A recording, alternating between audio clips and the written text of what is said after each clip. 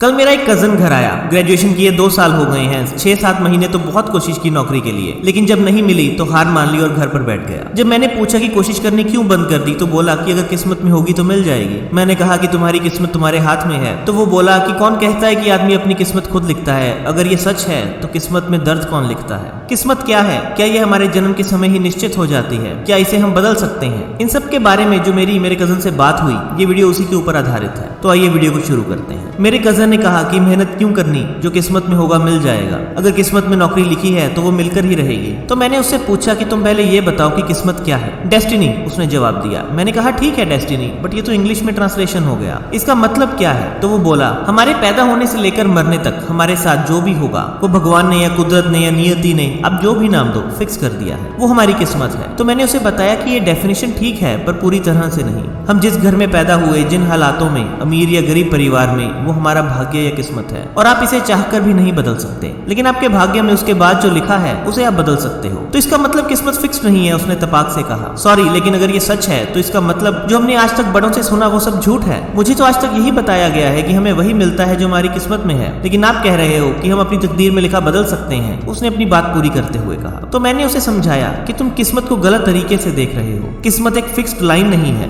बल्कि ये लाखों ऑप्शंस का एक मिक्सचर है। इसमें बुरे से बुरा और अच्छे से अच्छा लिखा हुआ है। अब आपको क्या मिलेगा ये आपके ऊपर है। हम सुबह से लेकर रात तक सैकड़ों डिसीजंस लेते हैं और हर एक डिसीजन हमें अच्छी या बुरी मंजिल की तरफ लेकर जाता है। एग्जाम्पल से बेटर समझ आएगा। हम पेपर देने जाते हैं तो हमारे 0 से लेकर 100 नंबर तक उस पेपर में आ सकते हैं। अब ये हमारे ऊपर है कि हम कितनी मेहनत करते हैं और कितने मार्क्स लेकर आते हैं। इसी तरह हमारी लाइफ की 0 और 100 फिक्स्ड है। हम इस रेंज से बाहर नहीं जा सकते, लेकिन इसके बीच का कोई भी रिजल्ट हमारे हाथ में है। मेरे कजन को एग्जाम्पल अच्छी लगी। वो बोला कि मतलब हम मेहनत करके अपनी लाइफ को बेटर कर सकते हैं, लेकिन एक लिमिट तक ही। बिल्कुल ठीक, मैंने कहा। आपकी किस्मत में अगर बारिश लिखी है तो वो होकर रहेगी, लेकिन हम अपनी मेहनत से बारिश के असर से बच सकते हैं। वो कैसे, उसने पूछा। तो मैंने बताया कि आप रास्ते में जा रहे हो और बहुत तेज बारिश हो रही है। अब आप उससे बचने के लिए क्या करोगे? अगर थोड़ी मेहनत करोगे तो एक पेड़ के नीचे खड़े हो जाओगे, जहाँ तेज बारिश की बूंदें आपको चुभेंगी नहीं, लेकिन आप भीगते रहोगे। अगर आप कुछ ज्यादा मेहनत कर लोगे तो एक छाता खरीद लोगे, उसमें भीगोगे तो नहीं, लेकिन आपके पैर पानी में डूबे रहेंगे। अगर और मेहनत कर लोगे तो एक गाड़ी ले लोगे जिसमें बारिश से बिल्कुल बच जाओगे, लेकिन हो सकता है कि ज्यादा पानी में वो गाड़ी बंद हो जाए। थोड़ी और मेहनत कर लोगे तो एक घर खरीद लोगे जहां बैठकर आपको पता भी नहीं लगेगा कि बाहर बारिश हो रही है। इन सब बातों में एक चीज कॉमन है और वो है बारिश। मतलब जो किस्मत में लिखा था